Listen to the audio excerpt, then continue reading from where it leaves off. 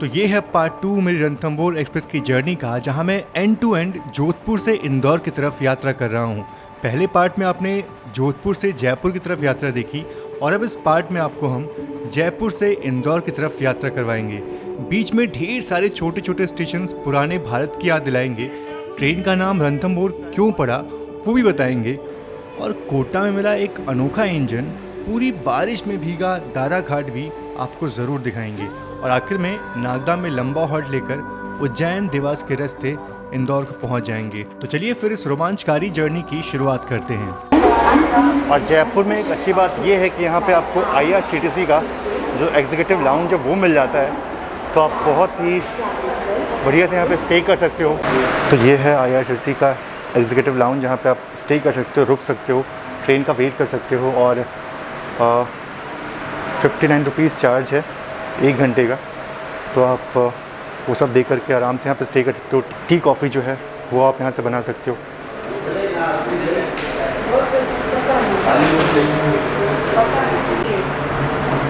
$170? Okay, thank you.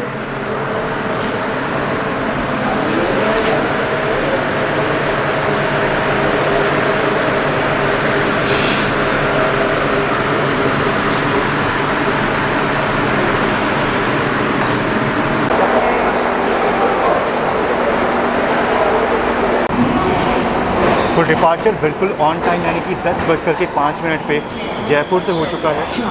और अब इसके बाद जो है वो हम पहुंचेंगे सवाई माधोपुर। पर उससे पहले बीच में कई सारे स्टेशन हैं, वो मैं आपको दिखाने की कोशिश करूँगा। और जर्नी की फ़िलहाल काफ़ी अच्छी चल रही है, ट्रेन बिल्कुल ऑन टाइम जयपुर आई। और जैसा कि मैं आपको बता रहा था कि जयपुर या फिर राजस्थान के जितने भी सारे स्टेशन हैं वहाँ पेंटिंग बहुत ही खूबसूरत होती है, बढ़िया होती है।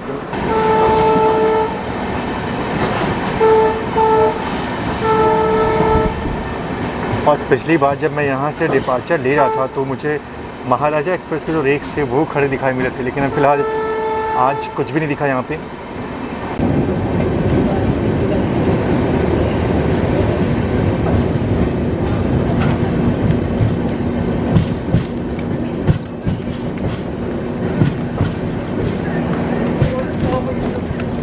दोस्तों एक चीज़ तो है कि इतनी बैक टू बैक जर्नीज़ करना बिल्कुल भी आसान नहीं होता, क्योंकि बहुत सारी चीज़ों के साथ मैनेज करना पड़ता है। इसमें से एक इम्पॉर्टेंट चीज़ है पैसा।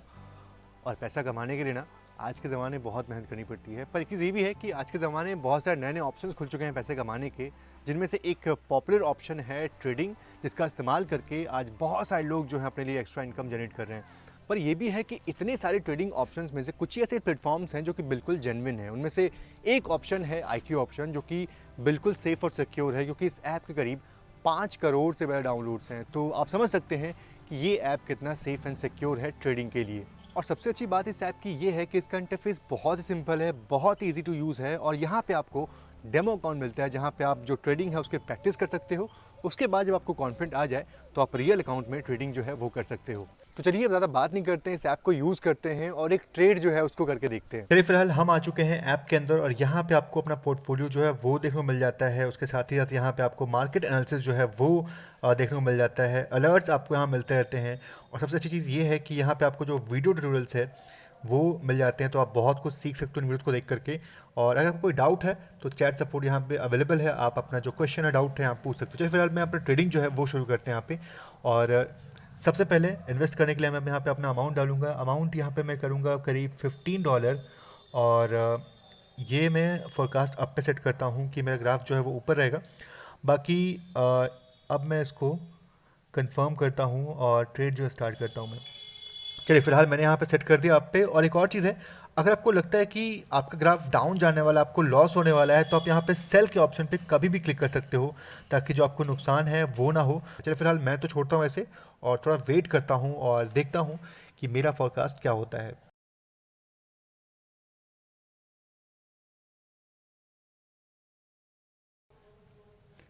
और जैसा कि आपने देखा कि मुझे यहाँ पे करीब $13 का प्रॉफिट जो है वो हुआ है। तो बड़ा ही अच्छा है, मतलब बहुत ही ईज़ी है इसको यूज़ करना और बहुत ही आसानी से मैं इसको विड्रॉ कर सकता हूँ अपने बैंक अकाउंट में। तो देखा कितना आसान है IQ ऑप्शन से ट्रेडिंग करना और आप इस अमाउंट को बड़ी आसानी से अपने बैंक अकाउंट या फिर अपने वॉलेट में विड्रॉ कर सकते हो। और चीज़ ये भी है कि इस ऐप को आप नीचे डिस्क्रिप्शन बॉक्स में दिए गए लिंक से ही डाउनलोड करिए, क्योंकि इस ऐप के बहुत सारे ऐसे क्लोन हैं जो मार्केट में अवेलेबल हैं। तो फेक ऐप डाउनलोड ना करिए, डिस्क्रिप्शन बॉक्स में दिए गए लिंक से इस ऐप को डाउनलोड करिए। बहुत बहुत धन्यवाद। आज से काफ़ी अच्छा लग रहा है अभी। और फिलहाल अभी हम पहुंच चुके हैं बनस्थली नेवई और ये बहुत ही बढ़िया इलाका है, बहुत ही शांत इलाका है, रक्तांचल पर्वत से बिल्कुल करीब। ये जैन धर्म के लिए बहुत इम्पॉर्टेंट है। यहाँ पे बहुत सारे मंदिर हैं, बहुत सारे जैन मंदिर हैं और सुनने में आता है कि बहुत सारे जो साधु संत हैं वो इस जगह पे रहते हैं, वो इस जगह पे निवास करते हैं, क्योंकि बहुत ही शांत इलाका है, बहुत ही पावन इलाका है ये।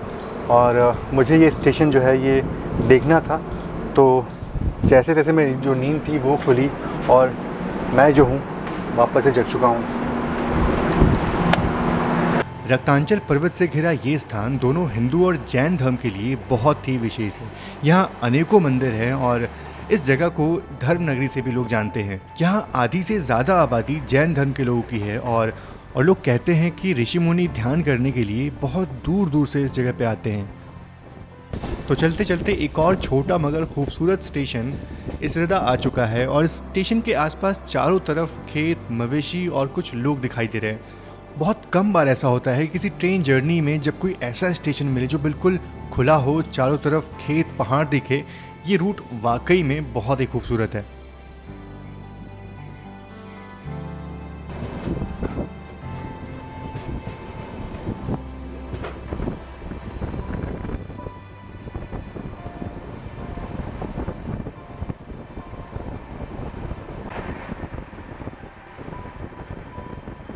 तो चलिए अब जल्दी ही हम इन छोटे छोटे स्टेशन से होकर इस रूट के एक बड़े स्टेशन सवाई माधोपुर पहुंचने वाले हैं और यहाँ पे हमारी ट्रेन काफ़ी देर तक रुकने वाली है, क्योंकि यहाँ हमारी ट्रेन का लोकोमोटिव चेंज होगा, यानी अब डीजल से हमारी ट्रेन को इलेक्ट्रिक इंजन लगने वाला है।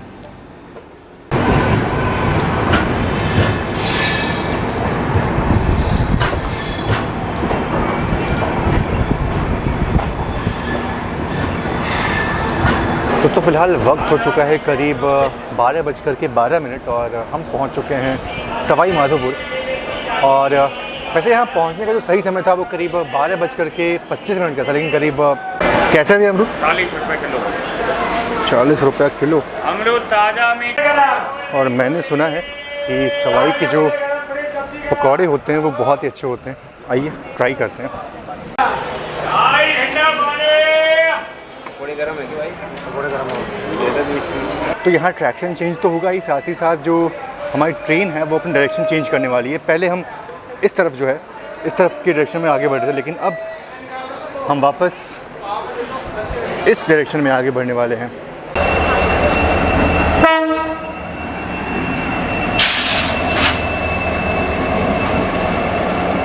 BLW वडोदरा शेड का WP7 जो है वो लग चुका है और अब हमारी जर्नी जो है वो इसी WP7 के पीछे होने वाली है। यही हमारी ट्रेन को आगे तक ले जाने वाला है।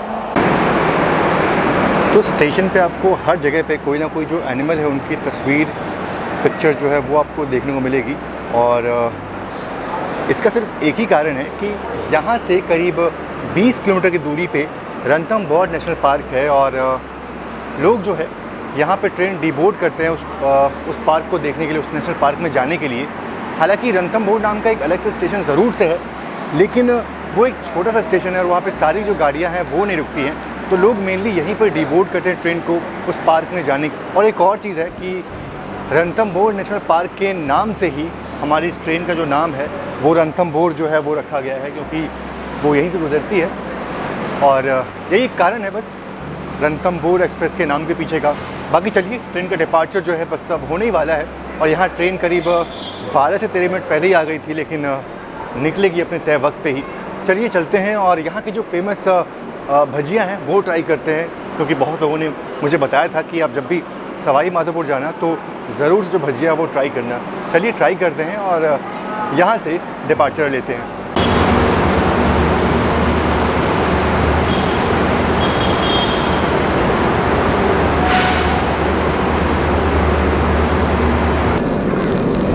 तो सामने आप देख रहे हैं जो जिस लाइन से वही हम आए थे, यानी कि जयपुर की तरफ जो आए थे, अब उस लाइन को छोड़ करके वापस से हम नई दिल्ली मुंबई मेन लाइन पे आ चुके हैं और यहाँ से अब हम निकल रहे हैं कोटा की तरफ। तो सवाई माधोपुर से अपना डिपार्चर हो चुका है और वापस से अब हम उल्टी डायरेक्शन में बढ़ रहे हैं और आगे नगदा जाकर के फिर से हमारा ट्रेन का जो रिवर्सल है वो होगा।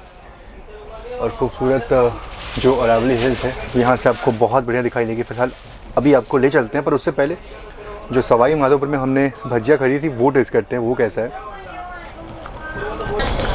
भजिया बहुत टेस्टी हैं, पर अगेन वो थोड़ी ऑयली हैं, बाकी टेस्ट इनका काफ़ी बढ़िया है। और जैसा लोग बोलते हैं कि यहाँ की जो भजियाँ हैं, पकौड़ियाँ बहुत अच्छी होती हैं, वाकई में काफ़ी अच्छी हैं, काफ़ी क्रिस्प हैं। बाकी अगर बारिश का मौसम हो और ऐसी भजिया मिल जाए ना चाय के साथ, तो उसके अलग ही मज़े हैं। देखते हैं चाय यहाँ पे मिलती कि नहीं मिलती है, और वैसा कुछ हो रहा है, बारिश होने वाली ऐसा लग रहा है बाहर। और सवाई माधोपुर से निकलते ही अरावली की पहाड़ियाँ आसमान को छूती हुई दिखाई देने लगी। तो चलिए थोड़ा बाहर चलते हैं और इन पहाड़ियों को थोड़ा करीब से देखते हैं। और यहाँ से हमारी ट्रेन जो है वो अब 130 की रफ्तार में चलेगी।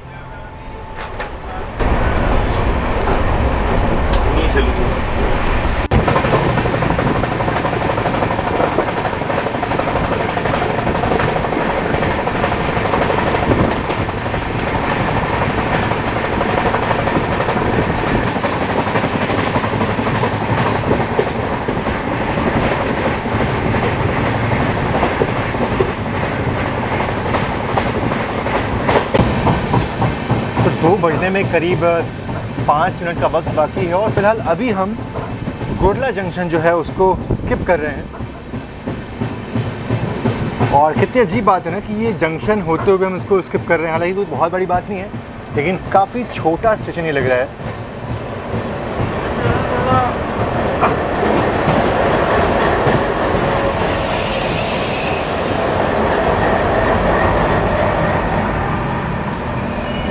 वैसे यहाँ से जो कोटा जंक्शन है वो बहुत पास में ही है, नेक्स्ट स्टेशन कोटा जंक्शन है।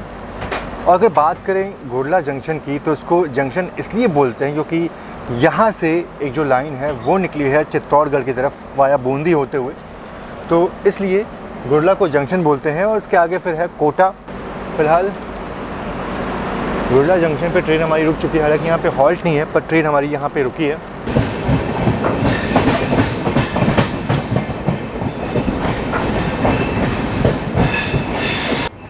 और जब हम कोटा पहुंचने वाले थे तब हमें बिल्कुल पता नहीं था कि आज हमें क्या देखने को मिलने वाला है, और वो स्पेशल चीज़ कोटा से डिपार्चर के वक्त ही हमें दिखाई थी। फ़िलहाल पहले कोटा पे हमारा अराइवल हो रहा है और जब भी कोटा आता हूँ ना तो यादों का एक खूबसूरत पिटारा खुल जाता है जिसमें स्टूडेंट लाइफ से जुड़ी सभी कहानियाँ किस्से मिल जाते हैं। दोस्तों फ़िलहाल वक्त हो चुका है करीब 2:15 और हम पहुँच चुके हैं कोटा जंक्शन। हालांकि यहाँ सही समय था पहुँचने करीब 2:05, पर यहाँ 10 मिनट के डिले से यहाँ पहुँचे हैं, पर इतना डिले चलता है। खैर, हमने करीब 550 किलोमीटर की जर्नी जो है वो पूरी कर ली है, लगभग हाफ जर्नी अपनी पूरी कर ली हमने। अब इसके बाद सीधा जो है वो हम नागदा जाने वाले हैं और वहाँ से फिर उज्जैन, फिर देवास होते हुए इंदौर पहुँचेंगे। लेकिन उससे पहले कोटा के बाद जो है वो घाट सेक्शन शुरू होता है, वो आपको दिखाऊँगा मैं। बहुत ही खूबसूरत घाट सेक्शन है वो। और अगर बात करें कोटा जंक्शन की, तो जंक्शन इसलिए बोलते हैं क्योंकि यहाँ से एक लाइन जो है वो गई हुई है गुना की तरफ, और बाकी जो लाइन है यानी कि जो मेन दिल्ली मुंबई लाइन है वो आप देख ही रहे हैं, तो इसलिए इसको जंक्शन बोलते हैं। और आखिरकार डिपार्चर हो चुका है और हम लोग इतने देर से यहाँ प्लेटफॉर्म पे खड़े थे, पर हमारा ध्यान इसकी तरफ गया ही नहीं। जी हाँ, मैं इसकी बात कर रहा हूँ। ये है भारतीय रेलवेज़ का पहला डीजल और इलेक्ट्रिक दोनों ट्रैक्शन पे चलने वाला WDAP-5 लोकोमोटिव। और सबसे ख़ास बात ये है कि इस लोकोमोटिव को BLW यानी कि बनारस लोकोमोटिव वर्क्स में तैयार किया गया है, और ऐसे लोकोमोटिव्स इमरजेंसी के वक्त में बहुत काम आने वाले हैं।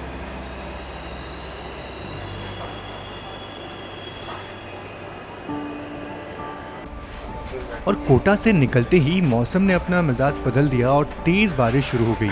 और दारा घाट इस बारिश में दिखाना थोड़ा मुश्किल हो गया क्योंकि कैमरा वाटरप्रूफ नहीं था, पर आप लोगों के लिए थोड़ा रिस्क तो लेना बनता ही है।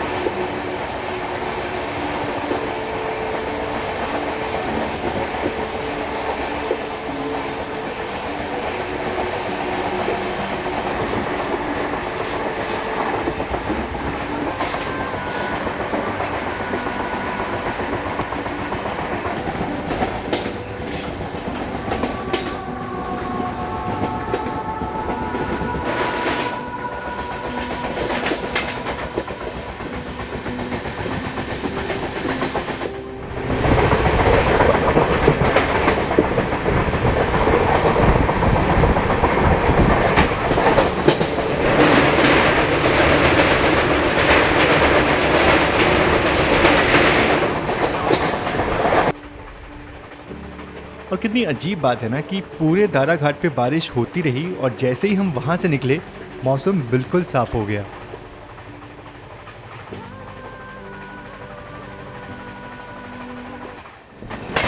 तो शाम के करीब 4:15 हो चुके हैं और हम पहुंच चुके हैं शामगढ़।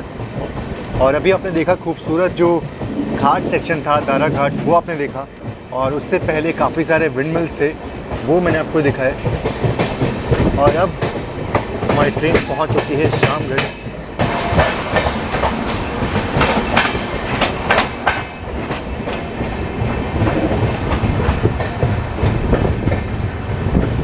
तो फ़िलहाल पहुंच चुके हैं शामगढ़ और काफ़ी छोटा सा स्टेशन है ये। और शाम के करीब 4:30 जो है वो बजने वाले हैं। और इसके बाद जो है ना वो हमारी ट्रेन सीधा जो है वो नागदा जाने वाली है। और उससे पहले कई सारे छोटे स्टेशन जो थे वो हमारी ट्रेन वहाँ पे रुकी। एक बात तो इस ट्रेन की कि ये ट्रेन जो है भले ही सुपरफास्ट की कैटेगरी में आती है, लेकिन इसके बहुत सारे हॉल्ट हैं, बहुत जगह ट्रेन रुकती है। और ये लोकेशन अगर आप देखें तो बहुत ही प्यारी लोकेशन है, बिल्कुल पेड़ों से भरा पड़ा स्टेशन है। और सबसे अच्छी बात ये है कि बैठने के लिए बहुत सारी सीट जो है वो दी गई है। और मैं ये बार बार आपसे बोलता हूँ कि कई बार मैंने देखा है कि बड़े बड़े स्टेशन की तुलना में जो छोटे स्टेशन होते हैं ना, वहाँ पे जो बैठने की व्यवस्था होती है वो ज़्यादा होती है।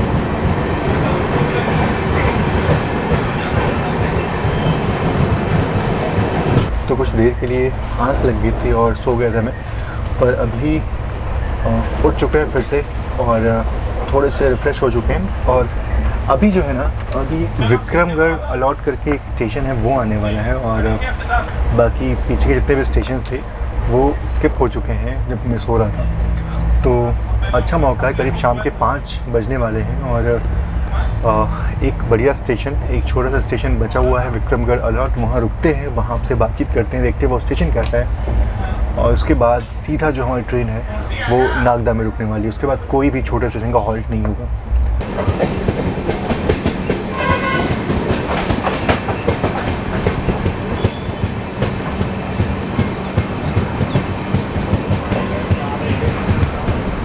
तो कितनी अच्छी बात है ना कि इस छोटे से स्टेशन में आपको रिटायरिंग रूम जो है वो भी मिल जाता है। और काफ़ी बढ़िया होगा, मतलब एक छोटा सा स्टेशन, ऊपर से इतना शांत रिटायरिंग रूम, वाकई। फ़िलहाल आज तो हम इसमें नहीं रुक सकते क्योंकि आगे तक हमारी ट्रेन जाने वाली है।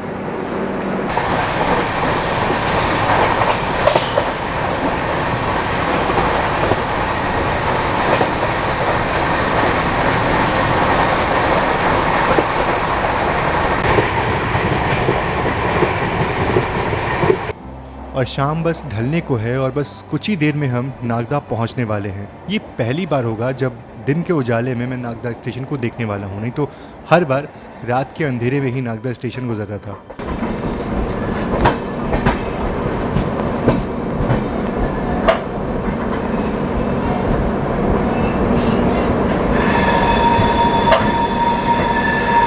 तो वक्त हो चुका है करीब 5:40 और हम पहुंच चुके हैं नागदा जंक्शन।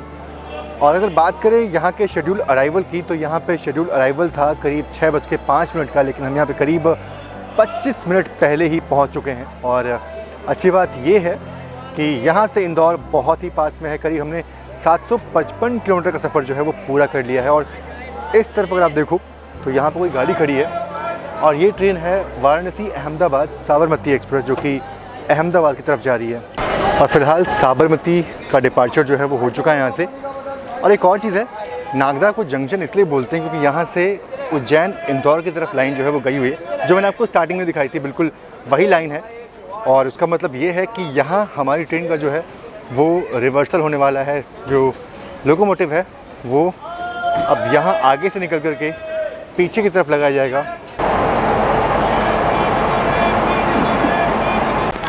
तो चलिए, जब तक हमारे ट्रेन का जो लोकोमोटिव है पीछे अटैच हो रहा है तक कुछ ट्राई करते हैं यहाँ से।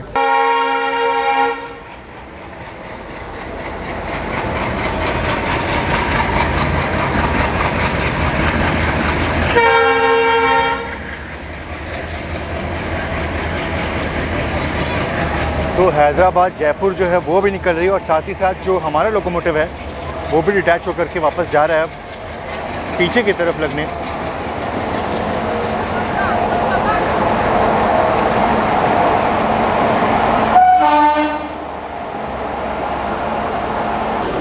सर जी 2 पोहे कर दो। और ये पैकेट ऊपर दो। चाय कर दो। चाय कितनी? चाय 2 कर दो। एक आदमी जाऊँगा। एक आदमी जाऊँगा। अब बस अभी एक एक करके ले जाऊँगा फिर। 2 पोहे। हाँ लो ये लेके जाओ, ये लेके जाओ। लो चाय लोगे क्या तुम भी? ये भी ले जाओ। ये भी रख लो यार। बस एक ही। हाँ श्रेयांश भाई सीट पे लेके जा रहे हैं, तब तक हम चाय जो है वो ले लेते हैं यहाँ से। तो शाम का वक्त हो चुका है और हम लोग नागदा में, यहाँ से रतलाम बहुत दूर नहीं है। कितना दूर है? लगभग 30-40 किलोमीटर दूर है। और रतलाम के पोहे बहुत ही बढ़िया होते हैं। अब देखते हैं कि नागदा के पोहे कैसे हैं और चाय तो वाकई मतलब देखते हैं इसको भी टेस्ट करते कैसे है। खमन जो ये भी हमने ले लिया, ये पूरा पैक्ड है, तो ट्राई इसको भी करते हैं। चलिए शाम के वक्त में इन सभी चीज़ों को एंजॉय करते हैं और जर्नी को आगे बढ़ाते हैं।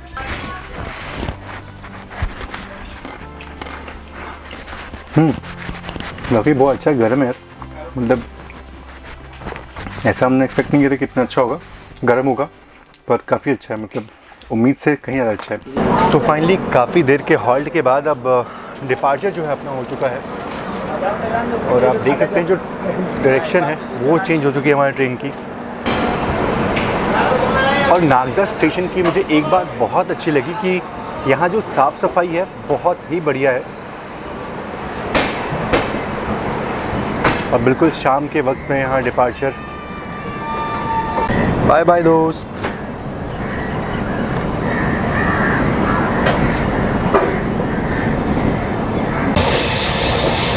तो ये जो लाइन आप देख रहे हैं ये निकल जाती है कोटा की तरफ और अब हम निकल रहे हैं उज्जैन की तरफ।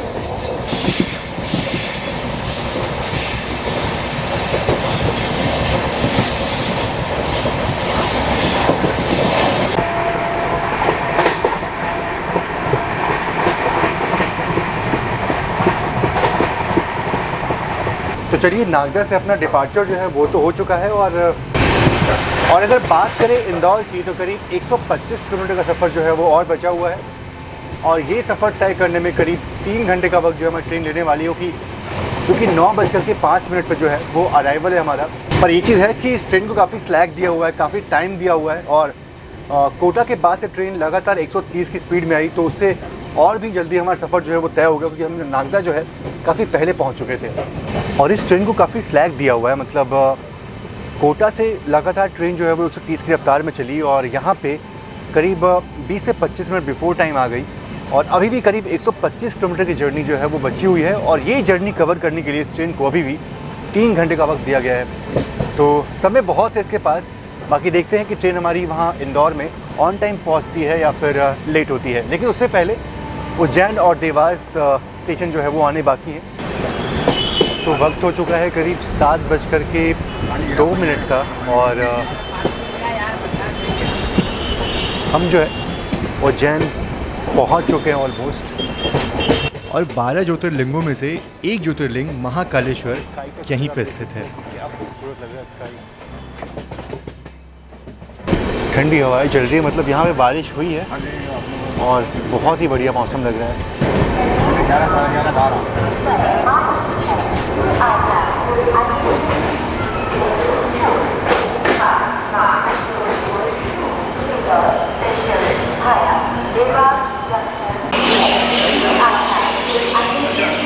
बिल्कुल चिड़िया की चहचहाट के बीच हमारी ट्रेन पहुंच चुकी है उज्जैन।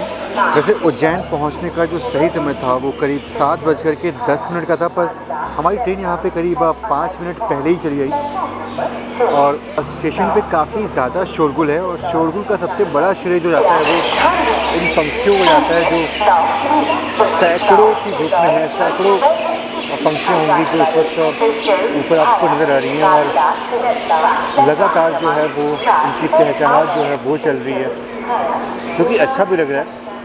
उज्जैन से निकलते ही फिर से बारिश शुरू हो गई और मैंने कैमरा बाहर नहीं निकाला और आखिरकार हम इंदौर सिटी के अंदर आ चुके हैं और बस कुछ ही देर में हमारी जो ये जर्नी है बस ख़त्म होने वाली है। फाइनली इंदौर जंक्शन जो है बस पहुंच चुके हैं। तो फाइनली हमारी जर्नी जो है वो यहाँ पे ख़त्म होती है, पहुँच चुके हैं इंदौर जंक्शन। और अगर बात करें टोटल डिस्टेंस की तो हमने करीब 910 किलोमीटर की जर्नी जो है वो करीब 15 घंटे 50 मिनट में कवर की, ऑलमोस्ट 16 घंटे में कवर की हमने। हालांकि ट्रेन हमारी जो है वो करीब आधे घंटे पहले ही यहाँ पहुँच गई, जिस कारण से इतना पहले हम पहुँच चुके हैं। अदरवाइज़ ये ट्रेन करीब 16.5 घंटे का वक्त लेती है ये डिस्टेंस कवर करने में। खैर, ये वीडियो आपको कैसा लगा ज़रूर से आप मुझे कमेंट बॉक्स में बताइएगा। और अगर आप मुझे इंस्टाग्राम में फॉलो नहीं करते तो आप मुझे वहाँ फॉलो कर सकते हो, क्योंकि मैं वहाँ पे अपने आने वाली जर्नीज़ के जो पोस्ट होती हैं उनसे रिलेटेड वो मैं वहाँ पे डालते रहता हूँ। तो ज़रूर से आप मुझे फॉलो कर सकते हैं, आईडी आपको यहाँ मिल जाएगी। बाकी ये जर्नी आपको कैसी लगी आप ज़रूर से मुझे बताइएगा। और हमारे साथ सत्या भी सफ़र कर रहे थे, जर्नी कैसी थी? आप तो मतलब तबीयत ख़राब थी इनकी तो पड़ा हुआ था आराम से, ऐसे ही रेस्ट मोड पे थे, बस एक चिल ट्रिप बना के। लेकिन बाकी ओवरऑल गाड़ी साफ सुथरी लगी, बहुत बढ़िया। पंक्चुअलिटी इसलिए अच्छी है क्योंकि अच्छा खासा टाइम दिया फ्लैग दिया हुआ बिल्कुल। हाँ, लेकिन आम जनता के लिए बढ़िया है क्योंकि हर जगह रुकती। बहुत स्टॉप है इसके। तो चलिए फिलहाल जर्नी ख़त्म करते हैं और आपसे मिलते हैं दूसरे किसी वीडियो में। Thank you so much. जय हिंद, गॉड ब्लेस यू ऑल।